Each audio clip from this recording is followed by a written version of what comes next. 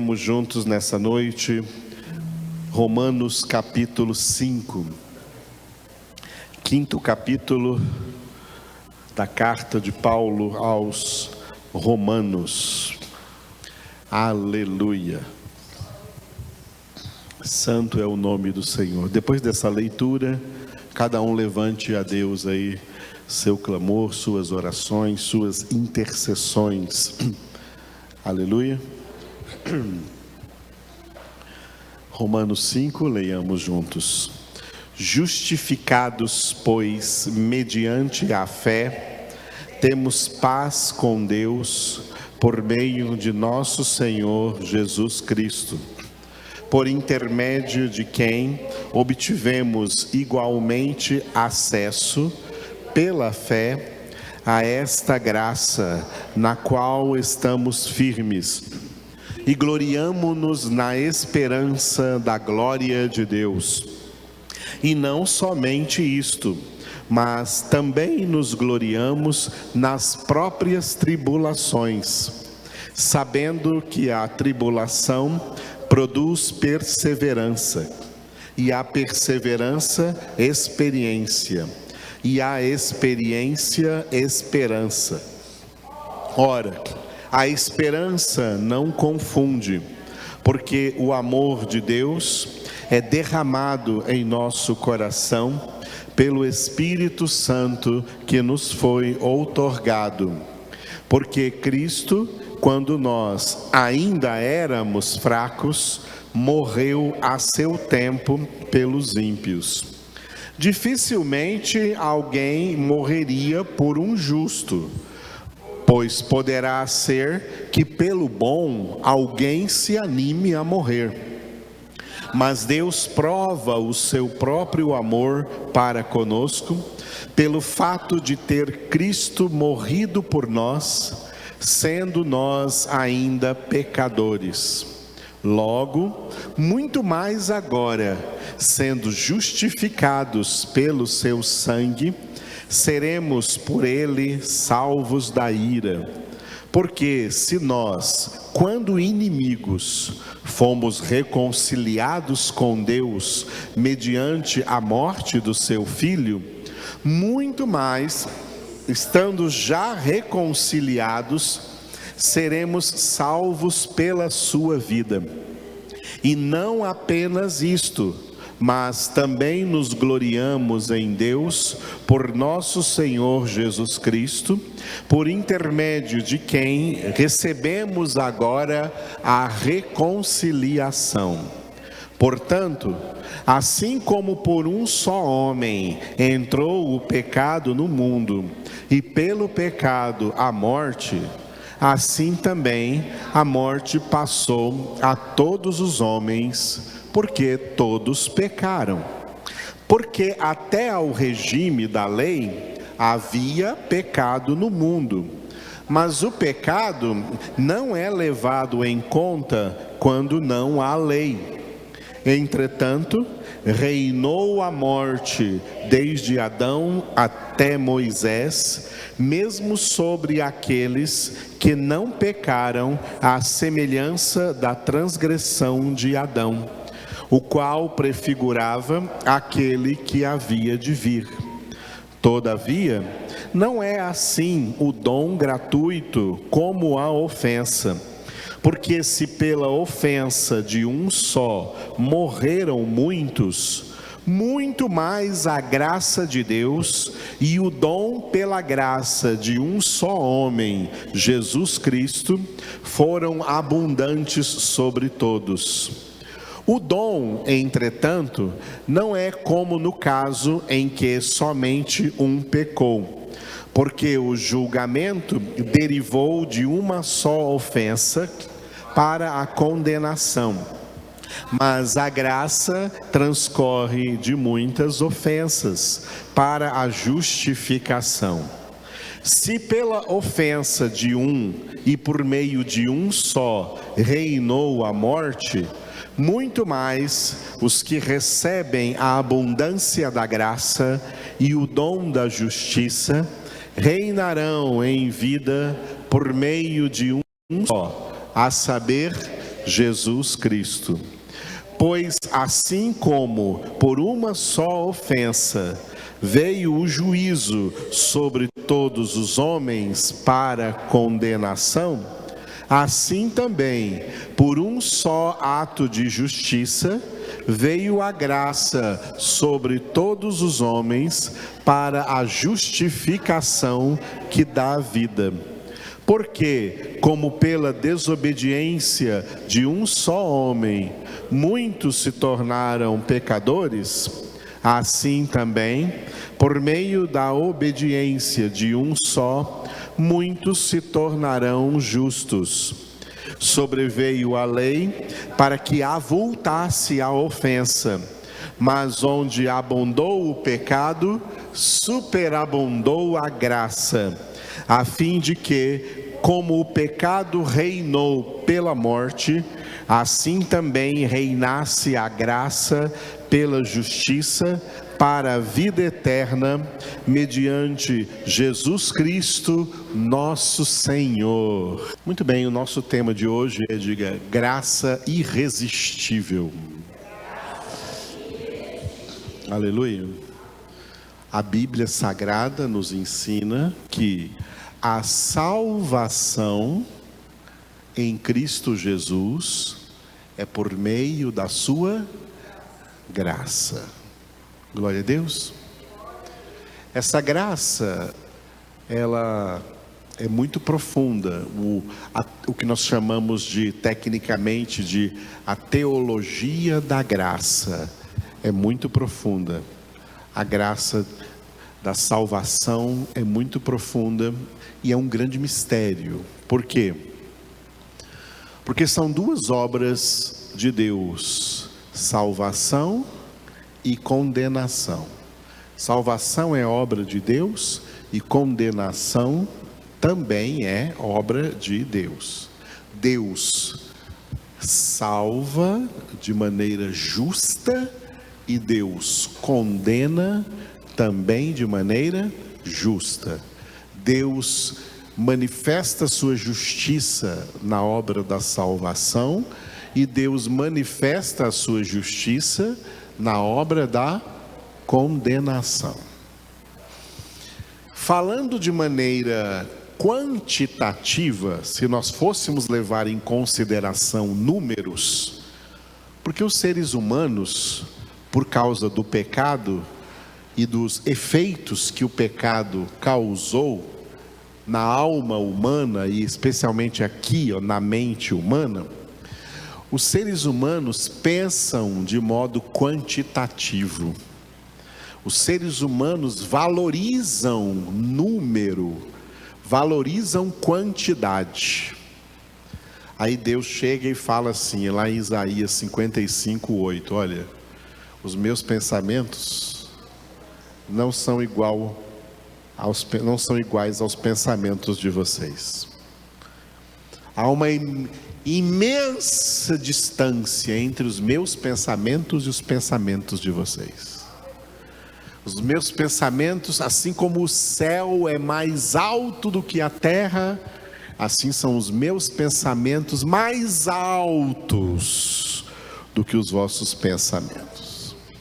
Os homens, nos pensamentos decaídos deles, na mente decaída terrena, valoriza quantidade. Deus não valoriza quantidade. Deus não valoriza número. Deus valoriza qualidade, não quantidade. Qualidade. Se formos falar em termos de quantidade, o maior investimento de Deus não está na obra da salvação. Em termos de quantidade, o maior investimento de Deus está na obra da condenação, porque a maioria esmagadora dos seres humanos não são salvos. A maioria esmagadora dos seres humanos são condenados E a justificativa é a metade de 2 versículos. A metade de Romanos 3:23, todos pecaram, e a metade de Romanos 6:23, o salário do pecado é a morte. Repita: todos pecaram, e o salário do pecado é a morte.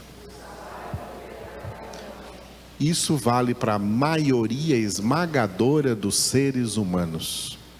Em todas as gerações passadas, nessa geração presente, onde há mais de 8 bilhões de seres humanos na Terra, e em todas as gerações de seres humanos que ainda nascerem até o fim do tempo, até a consumação do século. A maioria é condenada. A obra da salvação não foi elaborada por Deus nem para salvar todos. A salvação não foi planejada por Deus para salvar todo mundo. E a obra da salvação não foi planejada nem para salvar a maioria. A maioria é condenada. E a obra da salvação não foi nem para salvar a metade. Os salvos não chegam nem perto, nem próximo da metade dos seres humanos. Os cálculos numéricos que a Bíblia nos dá é essa: de toda uma civilização, 8 pessoas na arca de Noé. De 2 cidades, Sodoma e Gomorra, saiu uma família de 4 pessoas, mas a mulher ainda olhou para trás. Sobraram 3. Eles são salvos. Esse é o cálculo bíblico espiritual acerca da salvação. São poucos em relação à maioria dos que são condenados.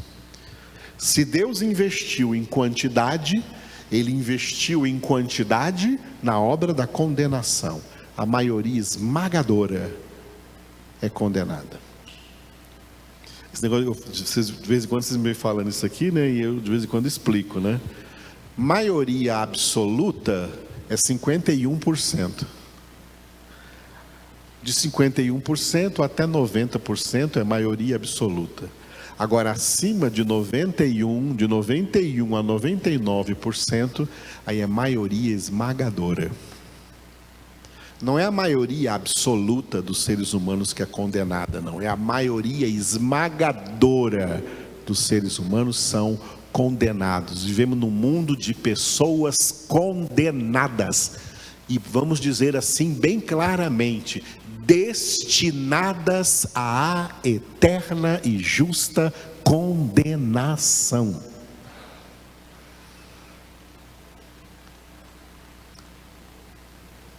A condenação é uma obra justa de Deus, e nós temos que glorificar a Deus pela condenação. Diga: Senhor, eu te louvo pela justa condenação de todos os pecadores. É justo, irmãos, a condenação é justa. Se falar em fator quantitativo, a maior quantidade está na obra da condenação. A obra da salvação não tem quantidade.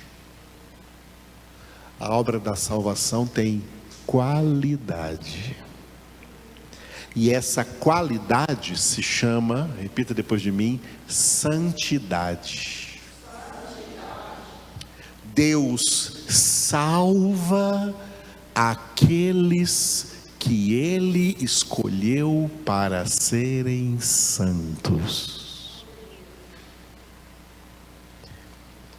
Na visão que você tem da humanidade, essas pessoas na humanidade têm alguma capacidade de ser santos?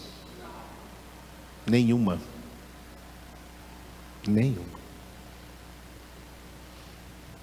Porque ser santos, santidade, é algo que Deus reservou exclusivamente para ser o fator qualitativo da obra da salvação. A salvação é pela graça. E na teologia da graça, essa graça é chamada de alguns nomes. Eu quero dizer 3 para vocês. Um já está aí, eu vou deixar ele por último: graça irresistível. A graça também é chamada assim de 2 nomes interessantes. Repita depois de mim: graça geral, graça exclusiva. A graça geral é o que os teólogos também chamam de graça comum. O que é isso? É a influência da obra da salvação em todas as pessoas que não serão salvas. As pessoas que não serão salvas, as pessoas que serão condenadas, apesar de estarem destinadas para a condenação, a graça superabundante de Deus para a nossa salvação influencia eles. Essa influência geral da graça é chamada de graça geral ou de graça comum. E ela faz o quê? Essa graça comum, essa graça geral, é uma graça, diga depois de mim agora, graça restritora. Palavra difícil, né? Restritora. Ela age agindo nos condenados, agindo nos ímpios, sem eles perceberem, agindo neles para restringir a força do pecado que habita dentro deles.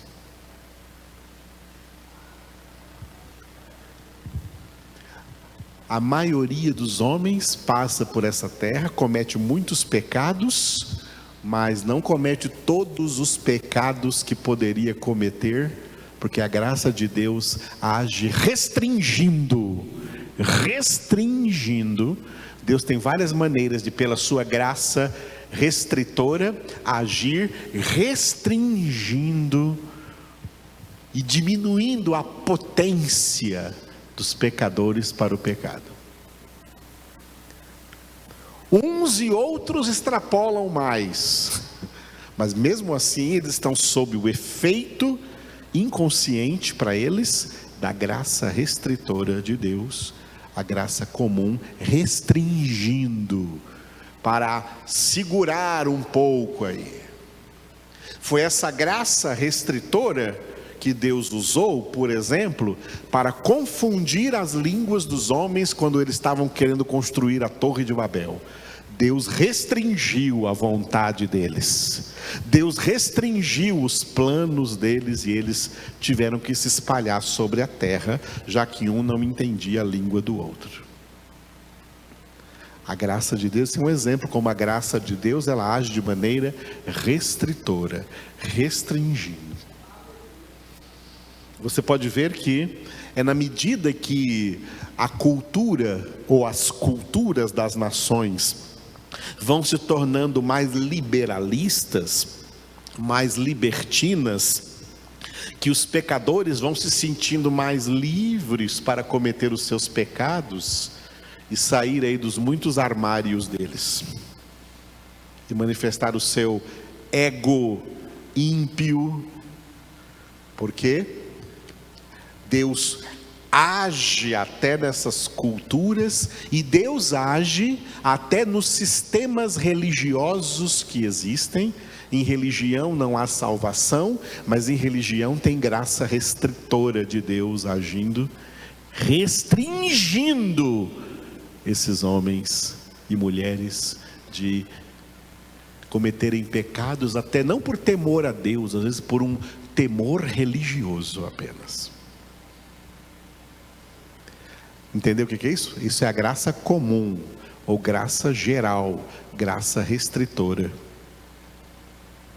Mas a graça exclusiva é a mesma graça, mas ela tem esse efeito restritora na vida de quem não vai ser salvo.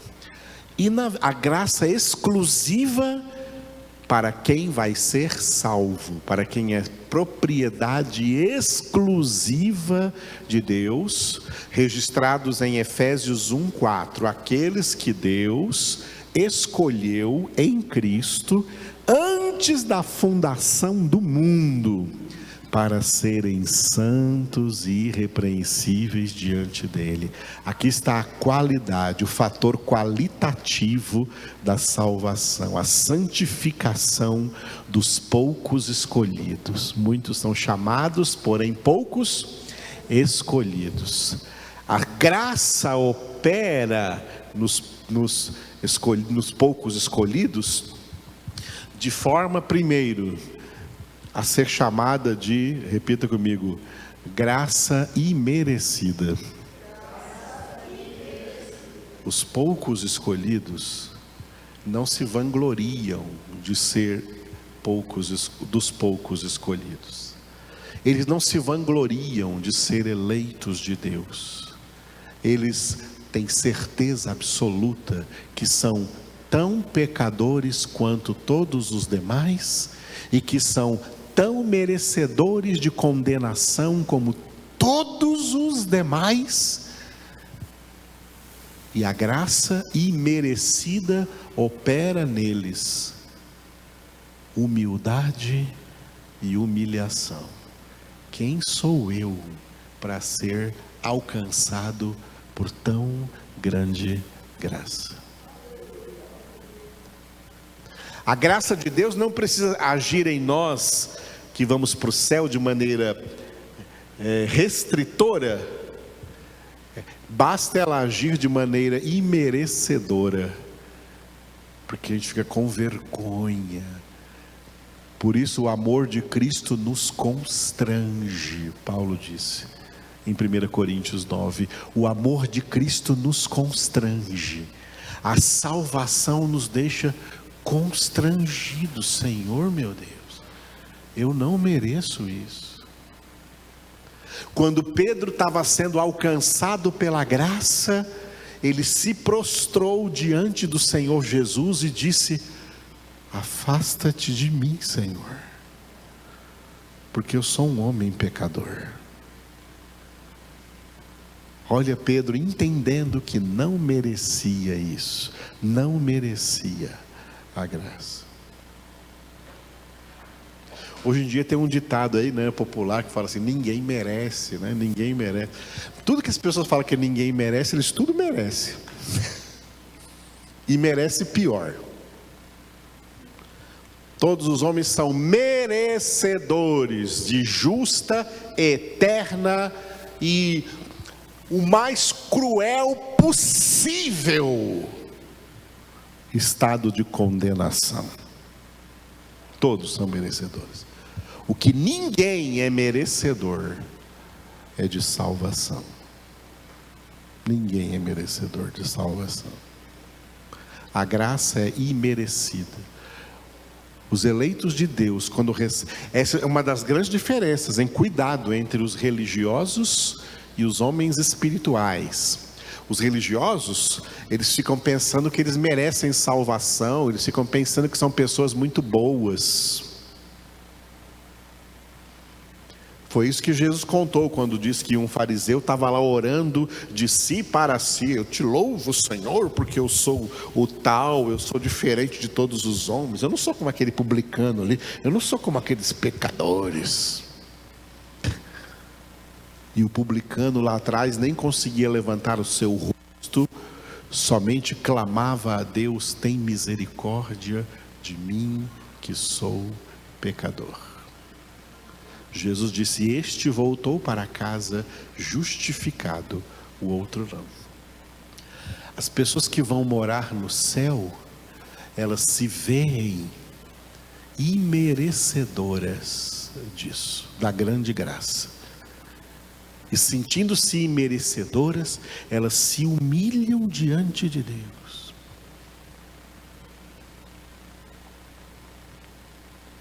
Humilhai-vos sob a poderosa mão de Deus, para que em tempo oportuno Ele vos exalte. Os que vão morar no céu não querem mais ser soberbos, orgulhosos, prepotentes, altivos, arrogantes. Os que vão morar no céu, eles querem aprender de Jesus a ser mansos e humildes de coração.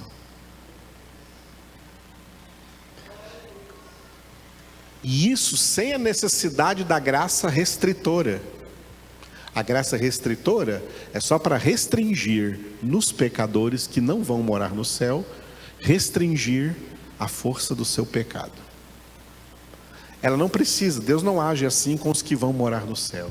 Os que vão morar no céu, Ele só mostra o tanto que eles não merecem. Isso é suficiente para se humilharem sob a poderosa mão de Deus e, constrangidos, não quererem pecar nunca mais. Constrangidos pela graça imerecida, eles querem ser santos. Foi o que Paulo escreveu em Efésios 4:1. Andai de modo digno da vocação a que fostes chamados.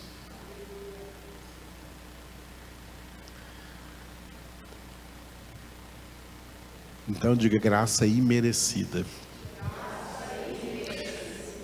E também para nós, o que nós vamos ver hoje, diga: graça irresistível. A natureza humana decaída é uma natureza que se levanta contra Deus. É uma natureza que se levanta como se fosse uma resistência contra Deus. Todos os homens vêm ao mundo com essa resistência natural contra Deus. Mas se esse pecador que veio ao mundo com uma resistência natural contra Deus, quando ele é alcançado pela graça, ele não consegue resistir. A graça é irresistível. Ele cai, ele desmorona, ele se desmonta, ele se quebranta. Não consegue resistir. E todos os outros que aparentemente estão resistindo Deus, resistindo o Evangelho, resistindo a palavra de Deus, na verdade, é Deus quem os está resistindo, porque está escrito que Deus resiste aos soberbos, Ele dá graça aos humildes. A graça é irresistível.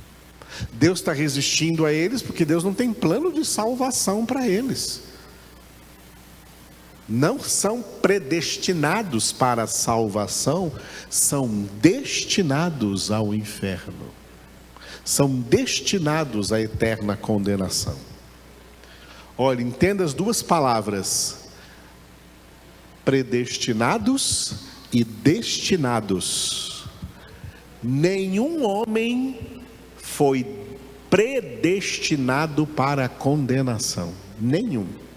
Nenhum homem foi predestinado para a condenação. Os homens foram sem o pré, os homens foram destinados à condenação, porque a condenação é o destino justo de todos os pecadores. Só que dentre esses pecadores, Deus escolheu antes da fundação do mundo, aqueles que Ele decidiu, seguindo apenas a sua própria vontade, o seu beneplácito, escolher para a salvação. Esses Deus os predestinou para a salvação. Aleluia. Dentre todos os que eram destinados à condenação eterna por causa do pecado, Deus predestinou alguns. Deus predestinou poucos escolhidos para serem adotados como seus filhos e serem santos e irrepreensíveis diante dele. E para esses, a graça os alcança como graça exclusiva, como graça imerecida, como graça irresistível. Aleluia. Para quem está destinado à eterna condenação, a graça influencia eles de maneira geral, de forma restritora, apenas restringindo o poder do pecado dentro deles. Mas para quem vai ser salvo, a graça opera, repita depois de mim, conversão, santificação, glorificação. Os 3 níveis da salvação. A salvação é pela graça. Amém? E essa graça é, diga de novo, graça irresistível. Hoje nós lemos o capítulo 5 de Romanos. Vamos localizar esse capítulo dentro da epístola. Ele está aqui, neste primeiro bloco. Neste primeiro bloco da epístola, que vai do capítulo 1, versículo 18, até o capítulo 8 completo, que termina no versículo 39. E o título deste bloco é, diga depois de mim, obra da justificação. Justificação é um dos nomes da salvação. A obra da salvação é a obra por meio da qual o Pai torna homens injustos em homens justos por meio do sacrifício do seu Filho Jesus. Jesus levou na cruz do Calvário toda a nossa injustiça, todo o nosso pecado, para que nós nos tornássemos justos diante de Deus. Aleluia. Este bloco aí, obra da justificação, ele está dividido em 2 segmentos. O primeiro segmento nós terminamos 15 dias atrás, vai do capítulo 1, versículo 18 até o capítulo 4, versículo 25. O título é, diga, abundou o pecado.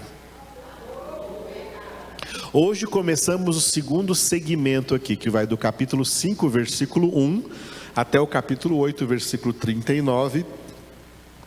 Aqui com a palavra do capítulo 5, versículo 20, diga, superabundou a graça.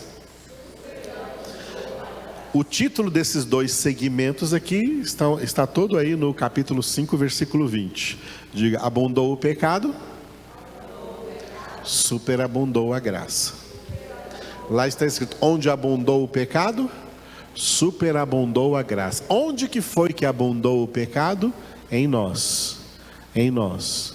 E em nós, onde abundou o pecado, superabundou a graça. As pessoas destinadas à condenação eterna, elas não têm a superabundância da graça. Elas têm só a abundância do pecado. Elas vão morrer na abundância do pecado.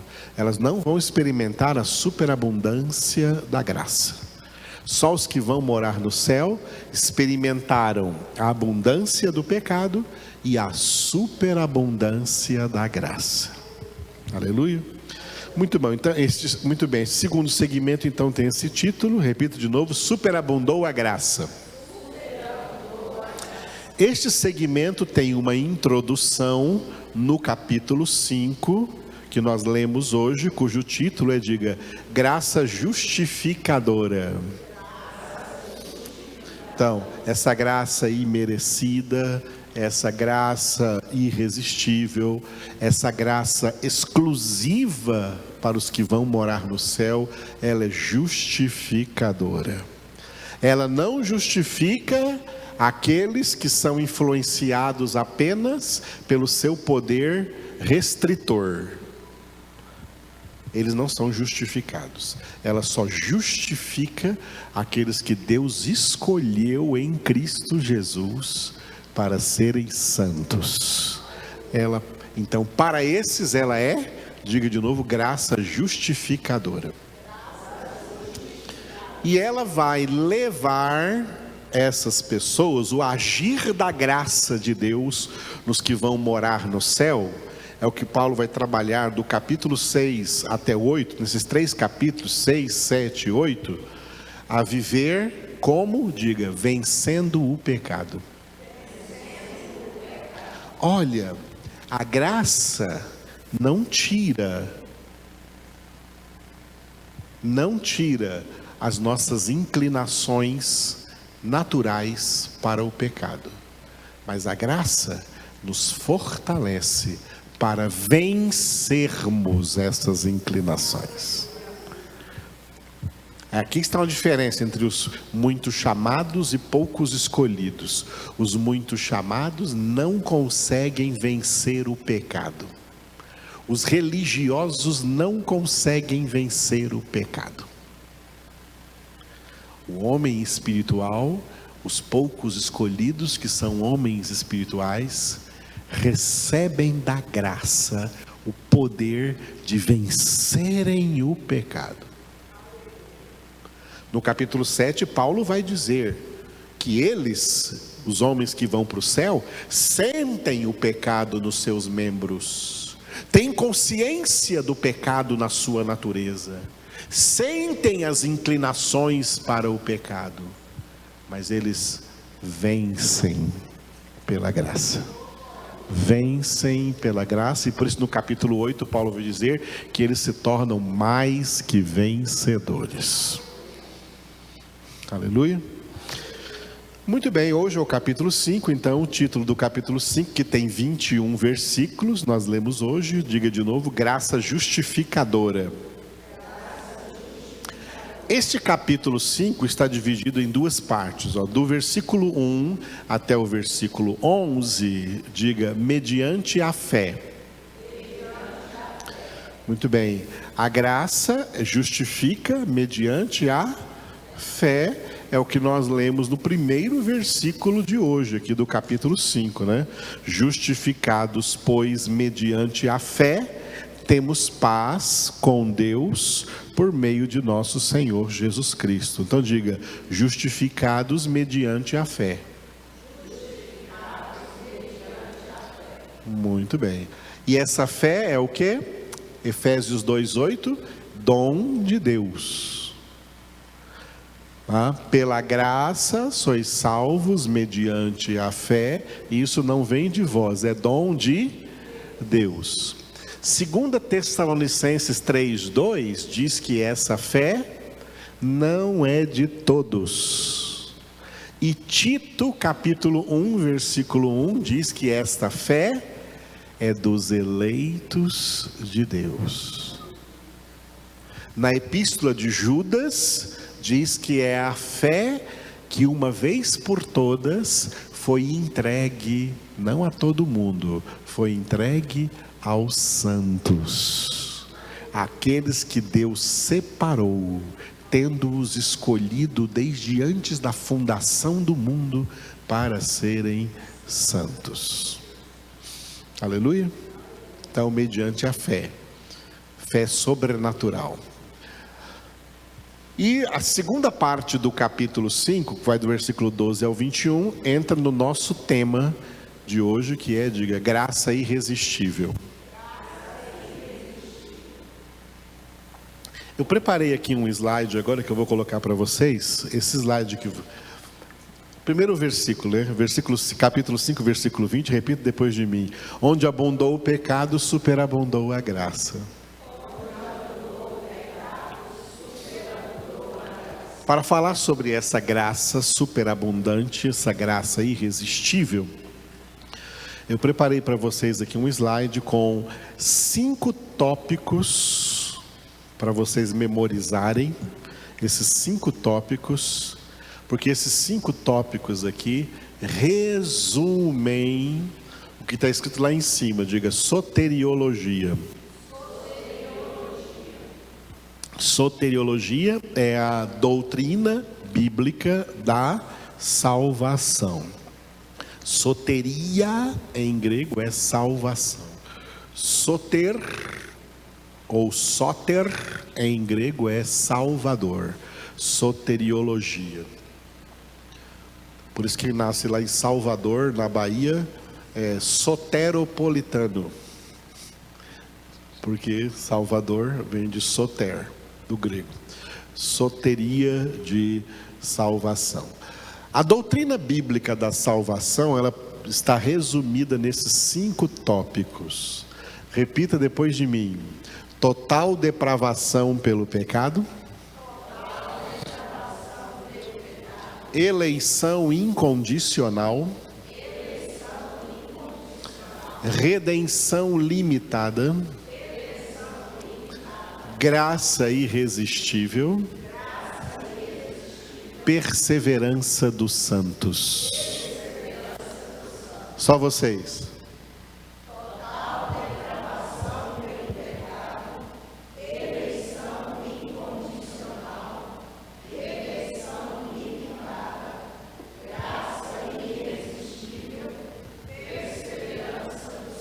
Só as mulheres. Total depravação pelo pecado, eleição incondicional, redenção limitada, graça irresistível, perseverança dos santos. Só os homens aí.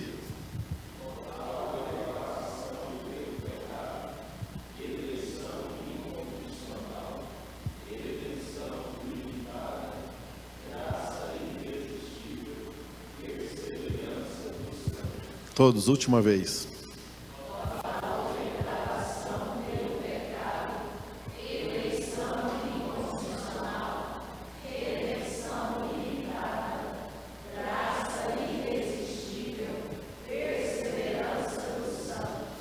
Aleluia. Agora nós precisamos entrar num micro-ônibus que está bem ali, ir numa chácara e ficar lá 5 dias, para durante 5 dias, cada dia tomarmos um tema desse. Vamos embora? Muito bem. Então, mas vamos tentar resumir aqui para vocês. Isso aqui resume a obra, a teologia bíblica, a doutrina bíblica da salvação, essa obra tremenda de Deus. Essa é a maior obra de Deus. A maior obra de Deus é a obra da salvação. O primeiro tópico, repita depois de mim: total depravação pelo pecado. Esse é o primeiro tópico, porque se alguém é salvo, é porque é salvo de alguma coisa. Jesus é o teu Salvador?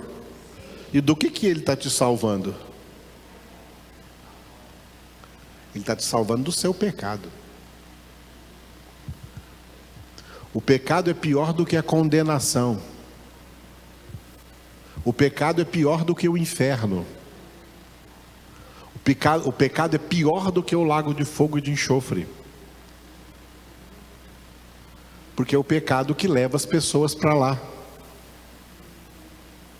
É o pecado que leva a maioria esmagadora dos seres humanos para lá.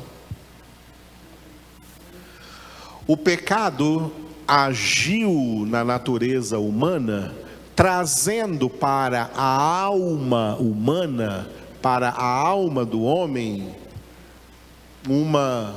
repita depois de mim, total depravação. A alma humana, ela não é um pouquinho depravada. A alma humana, ela não é meio depravada. A alma humana, ela é totalmente depravada. A depravação da alma humana é total, irmãos.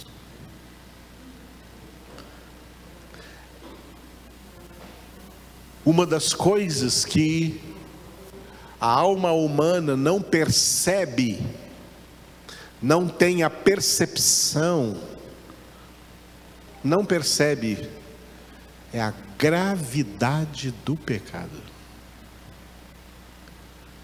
e a grave situação que o pecado fez na alma das pessoas. As pessoas ficam julgando o pecado por tipo de pecado. Aquele pecado é muito grave.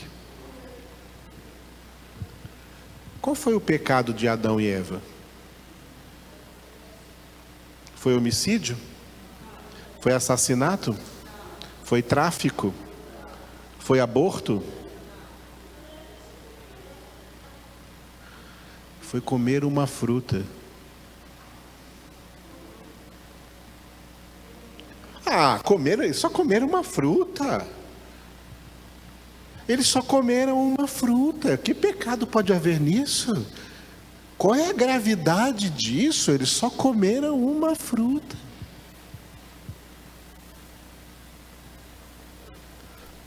Todo mundo aqui já cometeu um pecado mais grave do que isso, do que comer uma fruta?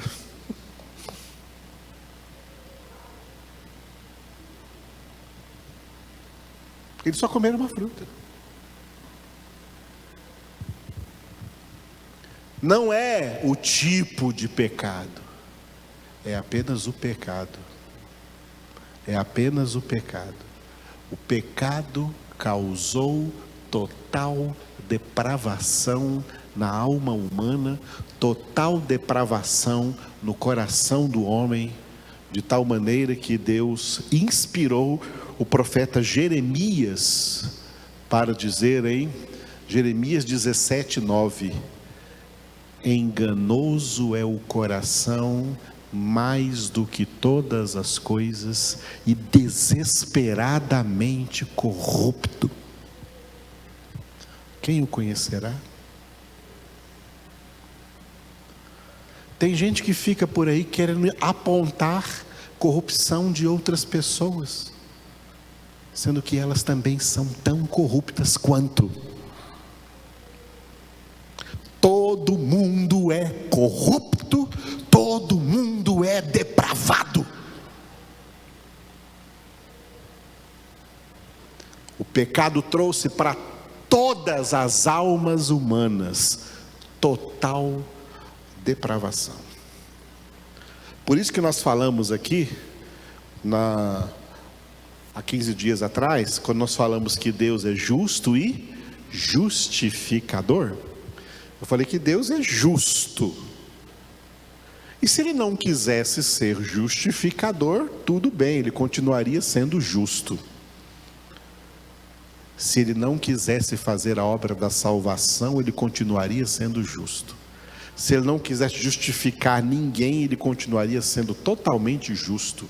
Se Ele condenasse todo mundo, não enviasse seu Filho, não tivesse obra da salvação, só obra de condenação, Ele não seria justificador, porque não justificaria ninguém, mas seria totalmente justo, condenando todo mundo, porque todo mundo é depravado, todo mundo é corrupto.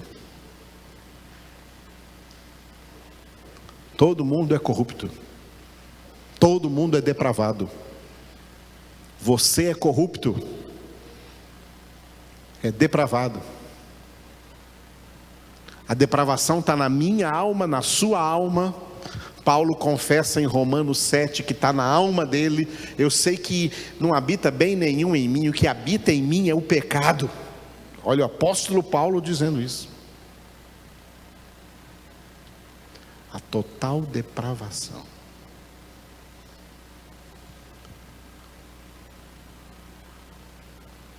Existe remédio humano para isso? Existe solução humana para isso? A educação é solução para isso? Família é solução para isso? Política é solução para isso? Governo tem solução para isso? Filosofia tem solução para isso? Alguma ciência tem solução para isso? Nada, não existe nada que resolva o problema da total depravação do homem. Não existe recurso humano nenhum para isso.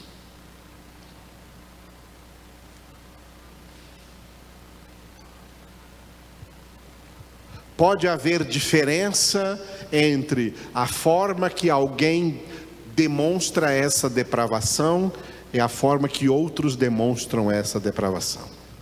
Até aparentemente pode ser que alguns demonstrem mais depravação e outros escondam mais, é o come quieto, mas é depravado do mesmo jeito.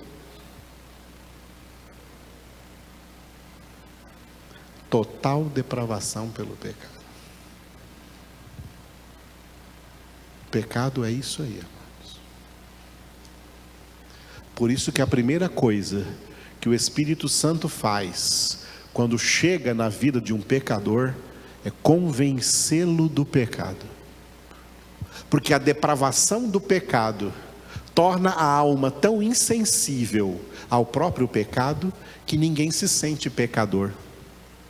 Peca à vontade, mas não sente o seu pecado. Não sente que é pecado. Não acha que é pecado. Acha que é normal. Não tem nada de normal. Mas o homem não enxerga isso. Só aquele que o Espírito Santo vem e convence. É a primeira obra que o Espírito Santo realiza quando uma pessoa começa a receber a salvação. É convencê-los, é ser convencido de pecado. Convencido de pecado. Aí alguém perguntaria: então, como é que eu posso ser salvo? Só tem um jeito. Diga: eleição incondicional. Você só pode ser salvo se Deus te escolheu para a salvação. Você só pode ser salvo se Deus te escolheu para a salvação. Essa escolha foi incondicional. Porque se Deus quisesse colocar alguma condição, bom, eu vou salvar com a seguinte condição: ninguém seria salvo. Ninguém seria salvo. Os eleitos são salvos por eleição incondicional, Efésios 1:4, porque Deus os escolheu em Cristo antes da fundação do mundo, para serem santos e irrepreensíveis diante dele. Rebeca tinha gêmeos na sua barriga, no seu ventre, e Deus mandou dizer para ela: eu amei Jacó e odiei Esaú. O Jacó eu escolhi, e o Esaú eu destinei para salvação. Para condenação. O Jacó eu predestinei para salvação, e o Esaú eu destinei para condenação. Esse Esaú nasceu e ainda criou uma pátria, uma nação. A nação de Edom, os edomitas. Aí Deus levantou o profeta Obadias para pregar lá para aquela nação e dizer assim: Deus mandou dizer para vocês que não vai restar nenhum de vocês na terra, Ele vai destruir vocês completamente.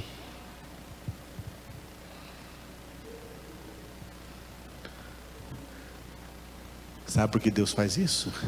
Porque Ele é justo, porque Ele é Deus, porque Ele pode e Ele tem todo o direito, porque Ele é santo.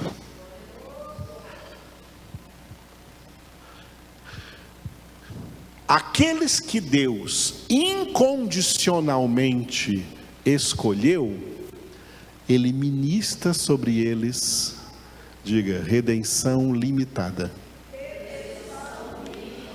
Que isso, pastor Edivaldo? Deus enviou Jesus, a redenção é ilimitada. Não é não. Deus enviou Jesus, não foi para morrer por todas as pessoas do mundo e da humanidade. Deus enviou Jesus para morrer exclusivamente por aqueles que Ele incondicionalmente elegeu. Ninguém por quem Jesus morreu vai para o inferno. Note a incoerência. Como é que pode uma pessoa ir para o inferno se Jesus morreu por ela? O inferno é mais poderoso que Jesus? A condenação é mais poderosa que a salvação? A condenação leva mais gente, mas ela não é mais poderosa. A salvação é mais poderosa. Ninguém por quem Jesus morreu vai para o inferno, vai para o lago de fogo de enxofre, vai para a condenação eterna. Porque aqueles por quem Jesus morreu foram predestinados antes da fundação do mundo para a salvação. Essa redenção, essa salvação, essa redenção, ela é limitada a esses. Limitada a esses. Não tem firmas aí que tem LTDA, né? Limitada. A salvação é limitada para aqueles que antes da fundação do mundo Deus conheceu de antemão e já escreveu os seus nomes no livro da vida do Cordeiro antes da fundação do mundo. Esse é um grande engano que existe por aí, que Jesus quer salvar todo mundo. Não quer não, irmãos. Isso é mentira. E mentira não é do pai da verdade. Mentira é do pai da mentira. É o engano religioso. E pior, o engano religioso dito cristão.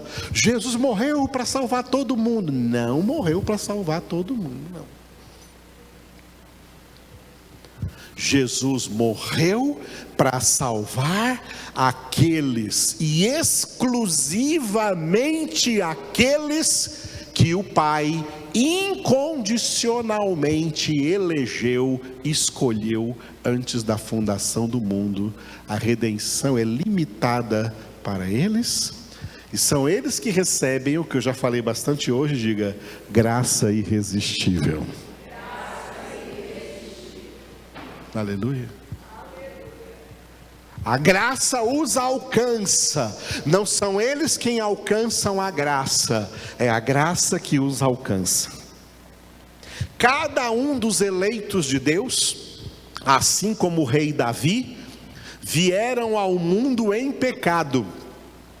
Foram concebidos, gerados e nascidos em pecado, como Davi disse no Salmo 51:5, eu nasci na iniquidade, em pecado me concebeu minha mãe. Glória a Deus. Só uma orientação aqui, viu, Luciano? Enquanto eu estou falando isso aqui, para quem está em casa assistindo, deixa a tela dividida com tá? O tempo todo aqui com esses 5 itens aqui. Então, a graça irresistível alcança os eleitos de Deus. E eles não resistem, porque quem pode resistir a Deus? Ele mesmo disse isso em Isaías capítulo 43, versículo 13. Agindo eu, quem impedirá? Ou seja, agindo eu, quem pode resistir? E Paulo diz isso de uma outra maneira em Filipenses 2:13. Filipenses 2:13. Ele é quem opera em nós o querer e o realizar segundo a sua boa vontade.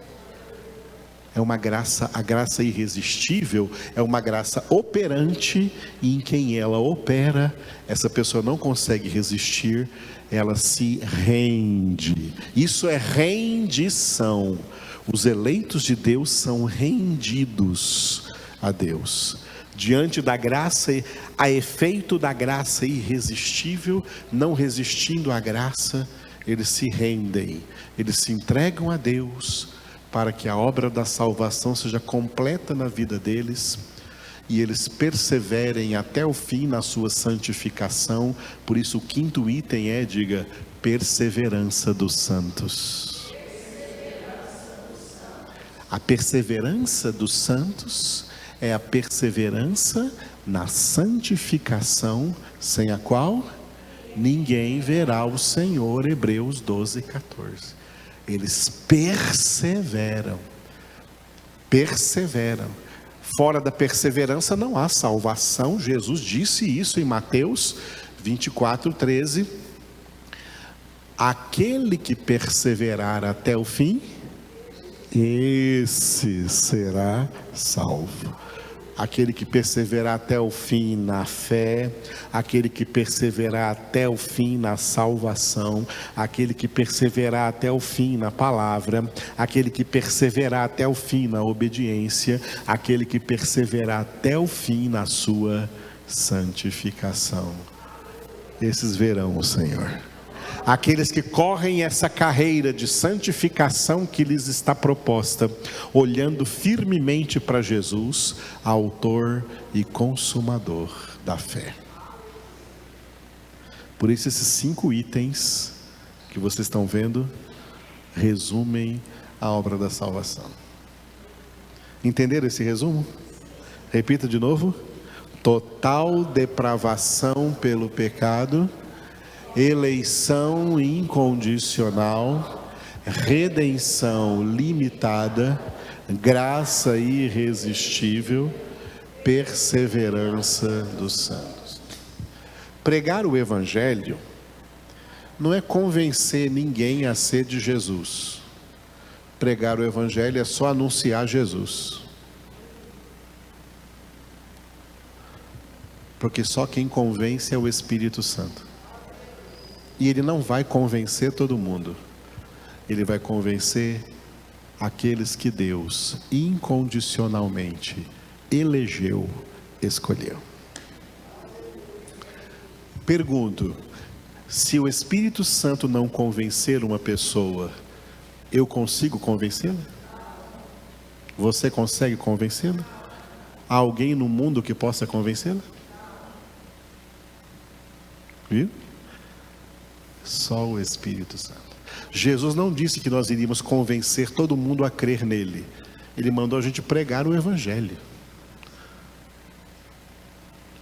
O Espírito Santo convence a quem Ele quiser, aqueles a quem Deus escolheu. Porque aqueles que são convencidos por homens, olha o que acontece. Os que são convencidos por homem se tornam falsos crentes, se tornam religiosos, se torna essa maioria que está por aí. Deus não está aí para essa quantidade não, tá? Igreja com 5 mil membros, 10 mil membros, 20 mil membros, 15 mil membros. Na mente decaída das pessoas, elas pensam assim: aquilo lá que é uma igreja de Deus, olha quanta gente. Aquilo que não é igreja de Deus, porque muita gente entra pela porta larga. Poucos os que entram, os poucos escolhidos entram pela porta estreita e andam pelo caminho apertado.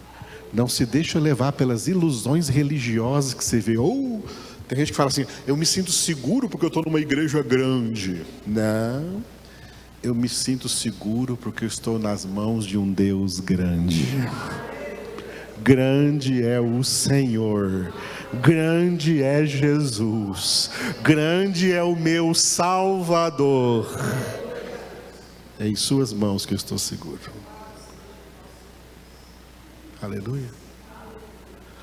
Eu me sinto seguro porque eu estou naquela igreja, porque é uma igreja milenar, que já tem muitos anos, muitos séculos que tem aquela igreja. Não, mas eu me sinto seguro porque eu estou nas mãos do Deus eterno, aquele que é desde toda a eternidade, desde antes de todos os tempos.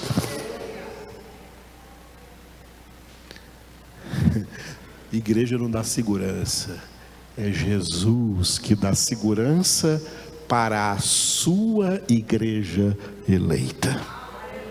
os que vão morar no céu. É neles que Deus investe forte e poderosamente. Deus não perde investimento, amado. Deus é sábio, Ele não perde nada, Ele não perde investimento. O investimento dele é certo. Ele não perde nenhum daqueles que Ele verdadeiramente elegeu, que Ele escolheu.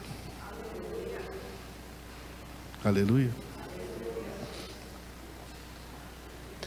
Eu já ouvi o testemunho de alguns homens de Deus aí do passado, que, por exemplo, os filhos não quiseram ser de Deus. E eles deram testemunho dizendo assim: eu falei para o meu filho o seguinte: olha, se Deus te escolheu, Ele vai te alcançar em algum lugar para onde você for se desviar. Eu sou seu pai, mas eu não sou seu salvador. Se Jesus for o teu salvador, Ele vai te alcançar. Se não, meu filho, ó, sinto muito você ser meu filho, mas eu sou de Deus. Se você não é, eu sou. É isso aí, mano. Isso é realidade. A palavra de Deus, por isso que a verdade nos liberta de todo tipo de amarras, inclusive amarras emocionais. Fé é além de emoção, é muito acima disso. É a verdade, ela vem pela verdade. É a palavra de Deus. Aleluia. Deus alcança os que lhe pertencem, e este é o selo do seu firme fundamento. O Senhor conhece os que lhe pertencem.